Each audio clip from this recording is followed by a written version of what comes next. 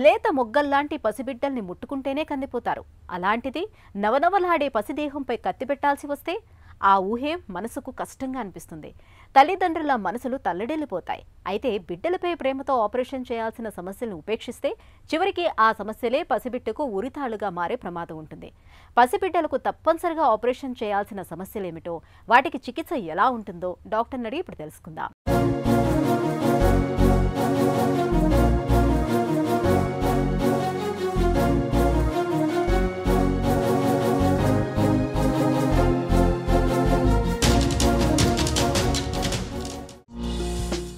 పిల్లలకు సర్జరీ అవసరం లేదు, మందులు సరిపోతాయనుకోవటం సరైందేనా?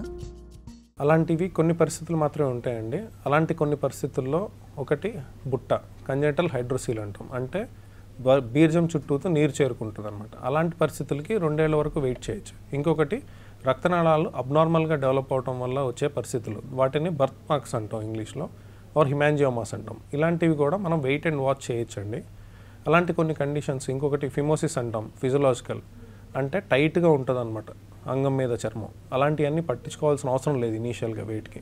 ఇంకొకటి దిగబడని బీర్జం, మనకి తగులుతున్నది దిగబడని బీర్జం గజ్జల్లో ఉన్నప్పుడు 3 నెలల నుంచి 6 నెలల లోపు దిగే అవకాశం ఉంటుంది. అలాంటి వాటికి కూడా వెయిట్ చేస్తూ ఉంటాం. ఇలాంటి కొన్ని పరిస్థితులు, కొన్ని కారణాల చేత వల్ల మనం వెయిట్ చేయటం అంటూ జరుగుతుంది, కానీ కంప్లీట్గా సర్జరీ అవాయిడ్ చేయటం అంటూ జరగదు.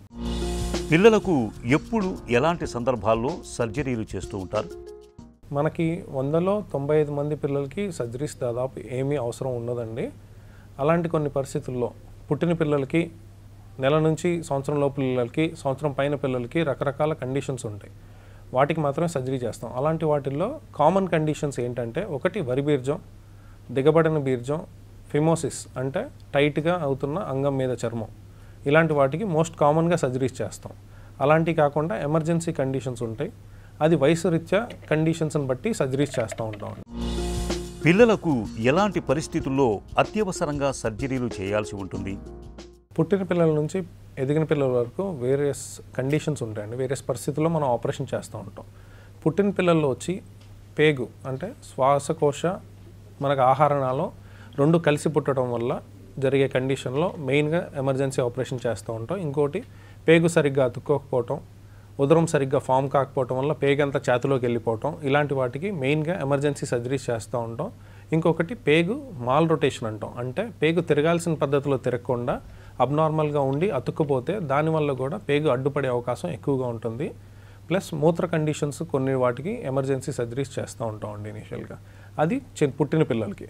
తర్వాత కొంచెం ఎదిగిన పిల్లలు అంటే నెల నుంచి సంవత్సరం లోపల పిల్లలకి. నెల నుంచి సంవత్సరం లోపు పిల్లలకి దాదాపు మేజర్ ప్రాబ్లమ్స్ ఉండకపోవచ్చు, కానీ వాళ్ళు పసరువాంతులతో కానీ, పొట్టొబ్బరంతో కానీ, పొట్టొబ్బరం వచ్చి సివియర్గా మోషన్స్ అవుతున్న కండిషన్స్లో కానీ, అలాంటి కండిషన్స్లో మాత్రం ప్రాపర్గా ఎవాల్యుయేట్ చేశాక సర్జికల్ రిస్క్ ఉందా లేదో చూసుకొని, అదే సర్జికల్ కండిషన్ ఉందా లేదో చూసుకొని వాళ్ళకి మాత్రం ఆపరేషన్ చేయడం జరుగుతుంది.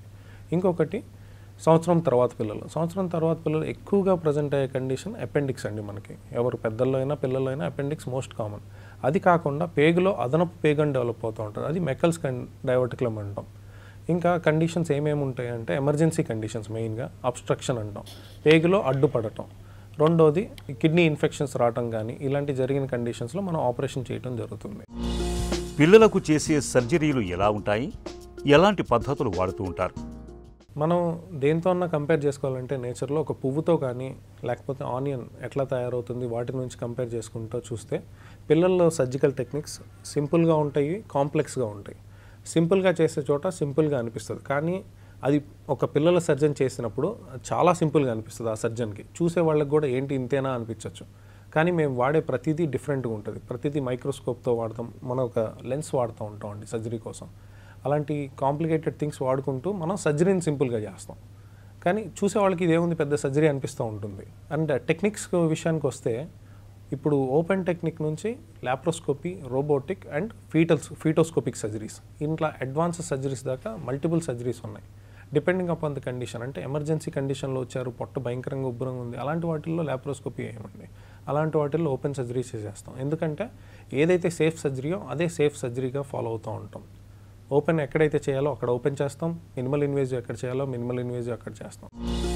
పిల్లలు సర్జరీలు తట్టుకోలేరని, ప్రాణాపాయం ఉంటుందనుకోవటం సరైందేనా? ఇప్పుడున్న పరిస్థితుల్లో అండి పిల్లలకి సర్జరీ చేయటం అనేది రిస్క్తో కూడిన పని అయినా కూడా చాలా క్యాల్కులేటెడ్గా ఉంటారు. ఒకటి ప్రీఆప్ అంటే ఆపరేషన్కి ముందు, ఆపరేషన్ మధ్యలో, ఆపరేషన్ తర్వాత మనం తగు జాగ్రత్తలు తీసుకోవటం వల్ల ఏవైతే ముందుగా రిస్క్ పడతా ఉన్నారో అవన్నీ తగ్గిపోయినాయి ఇప్పుడు. సో అలాంటి వాటి వల్ల రిస్క్ తగ్గటం వల్ల ఇప్పుడు సేఫ్ సర్జరీ అనే చెప్పగలుగుతున్నాం మనం. పిల్లలకి సర్జరీకి తట్టుకోలేరు అనేది లేదండి. ఎందుకు అంటే పిల్లలకి ఎప్పుడైతే ఒక ప్రాబ్లమే ఉన్నప్పుడు దాదాపు రిస్క్ ఏమి ఉండదు. పిల్లలకి 2 ప్రాబ్లమ్స్తో కలిసి పుడుతున్నారా అప్పుడు కొంచెం రిస్క్ ఉండే అవకాశం ఉంది. అదే పిల్ల కానీ మల్టిపుల్ కండిషన్స్తో అంటే మల్టిపుల్ పరిస్థితుల్లో పుట్టినప్పుడు ఆ పిల్లవాడికి రిస్క్ అనేది ఎప్పుడూ ఉంటుందన్నమాట. సో ఒక సర్జరీకే రిస్క్ తట్టుకోలేడు అనేది మాత్రం ఎప్పుడూ లేదు. సింపుల్ కండిషన్స్ ఎప్పుడూ తట్టుకోగలరు. సింపుల్ నుంచి ఇంటర్మీడియట్ కండిషన్స్ ఏదైతే మనం surgery less than 2 hours time పడుతుందో అలాంటి కండిషన్స్ కూడా ఈజీగా తట్టుకోగలరు పిల్లలు. సర్జరీ చేయడం వల్ల వైకల్యాలు వచ్చే కండిషన్స్ అంటూ పిల్లల్లో లేవండి. ఆల్రెడీ వైకల్యంతో పుట్టిన వాళ్ళకి మాత్రమే మనం సర్జరీస్ ఎక్కువగా చేస్తూ ఉన్నాం. అండ్ వైకల్యాలు బారిన పడకుండా కాపాడగలం మనం. సో సర్జరీలు చేయటం వల్ల వైకల్యాలు వస్తున్నాయి అనేది రాంగ్ మెసేజ్. ప్రాణాపాయం ఉండే కండిషన్స్ అండి అదే చెప్తున్నాను. ఒక పిల్లవాడు పుట్టినప్పుడు మోషన్ ద్వారం లేకుండా పుట్టాడు. అలాంటి పిల్లవాడికి హార్ట్, కిడ్నీస్, బోన్స్ ఎఫెక్ట్ అయ్యే కండిషన్స్ ఉంటాయి కొన్నిసార్లు.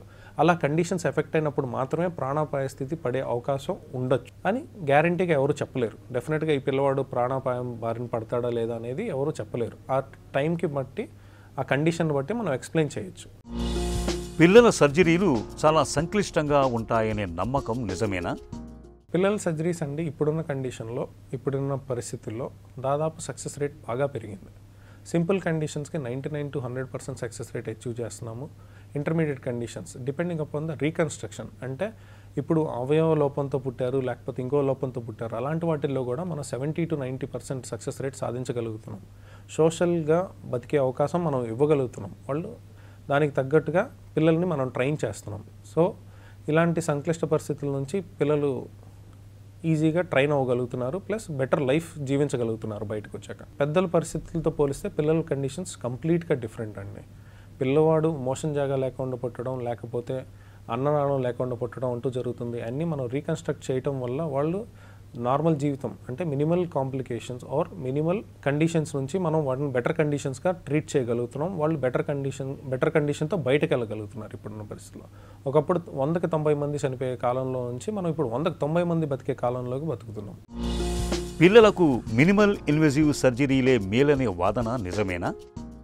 ఓపెన్ సర్జరీలతో పోలిస్తే మినిమల్ సర్జరీయే మేలు అని అనుకోవటం అనేది కొంచెం వరకు కరెక్టే అండి ప్రస్తుతం ఉన్న పరిస్థితుల్లో. ఎందుకు అంటే ఒకప్పుడు ఓపెన్ సర్జరీసే డెఫినెటివ్ సర్జరీస్ అంటే ఇది తప్పితే వేరే ఆప్షన్ లేదు. రానున్న కాలంలో మనం ఇప్పుడు చూస్తున్న కాలంలో మినిమల్ ఇన్వేజివ్ అనేది అడ్వాన్స్డ్ సర్జరీ ప్లస్ పిల్లల్లో కూడా రోబోటిక్ సర్జరీస్ మన ఇండియా మొత్తం జరుగుతూ ఉన్నాయి. మనం ఇక్కడ మన హాస్పిటల్లో మినిమల్ ఇన్వేజివ్ సర్జరీ కుదిరిన వాటిల్లో చేయగలుగుతున్నాం ప్రతిదీ. అది ఛాతి నుంచి పొట్ట వరకు చేయగలుగుతున్నాం. ఛాతిలో ఉండే కండిషన్స్కి ఛాతి ద్వారా అంటే చిన్న చిన్న కెమెరాస్ పంపించి చిన్న చిన్న ఇన్స్ట్రుమెంట్స్ పెట్టి చేస్తూ ఉంటాం ఛాతిలో.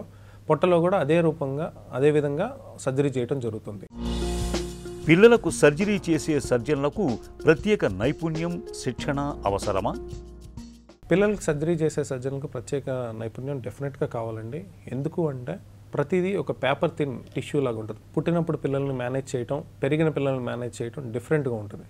పుట్టిన పిల్లల్ని టచ్ చేయాలంటేనే మనం ఎట్లా చూస్తాము, చాలా జాగ్రత్తగా ఒక మెత్తటి పరుపుని చూసినట్టు చూస్తాం. అలాగే సర్జన్ చేసే చేయి కూడా దానికి అనుగుణంగా ట్రైన్ చేయగలిగితేనే బెటర్ అవుట్కమ్స్ రాగలుగుతాయి. ఒక జనరల్ సర్జన్ ఇలాంటివి చేయలేరు. పీడియాట్రిక్ సర్జరీలో ట్రైన్ అయిన సర్జన్స్ డెఫినెట్గా దాన్ని బెటర్గా హ్యాండిల్ చేసి బెటర్ అవుట్కమ్స్ ఇవ్వగలరు.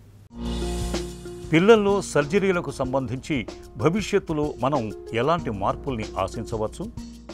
ఆల్రెడీ సర్జరీస్ ఫీటస్లో ఉన్నప్పుడు జరుగుతుంది. ఫీటస్ సర్జరీస్ అంటున్నాం. అంటే బిడ్డ పిండంగా ఉన్నప్పటి నుంచి కొంచెం ఎదిగిన తర్వాత ఏదైతే కొన్ని రిస్కీ సర్జరీస్ ఉంటాయో అవన్నీ వరల్డ్ వైడ్ జరుగుతున్నాయి. ఆల్రెడీ మన ఇండియాలో కూడా 1, 2, 3 సెంటర్స్లో జరుగుతున్నాయి. కానీ కంప్లీట్గా ఇండియా మొత్తం రాలేదు. అలాంటి సర్జరీస్ ఒకటి ఫీటల్ ఇంటర్వెన్షన్స్ అంటాం. అంటే బిడ్డ ఎదిగినప్పుడు పొట్టలో ఉన్నప్పుడే సర్జరీ చేయగలిగితే దాన్ని అవుట్కమ్స్ని మార్చగలుగుతున్నాం. అంటే బయటకు వచ్చాక ఆ పరిస్థితి లేకుండా చేయటం, లేకపోతే దాన్ని ఉన్న పరిస్థితి నుంచి బెటర్ పరిస్థితికి మారటం అంటూ జరుగుతుంది పిల్లలకి. అలాంటిది మనం త్వరలో ఇండియాలో కూడా ఎక్కువగా చూడబోతున్నాం. ఒకప్పటితో పోలిస్తే పసిపిల్లల ఆపరేషన్ల విషయంలో ఇవాళ విప్లవాత్మక మార్పులు ఎన్నో వచ్చాయి. సంప్రదాయ సర్జరీలకు భిన్నంగా పెద్దగా కోతలు పెట్టాల్సిన అవసరం లేకుండా ఆధునిక లాప్రోస్కోపిక్ పద్ధతుల్లో డాక్టర్లు చాలా సులువుగా తేలికగా ఆపరేషన్లు చేసేస్తున్నారు. బిడ్డకు అవసరమైనప్పుడు ఆలస్యం చేయకుండా వెంటనే ఆపరేషన్ చేయించడం అన్ని విధాలా మేలు.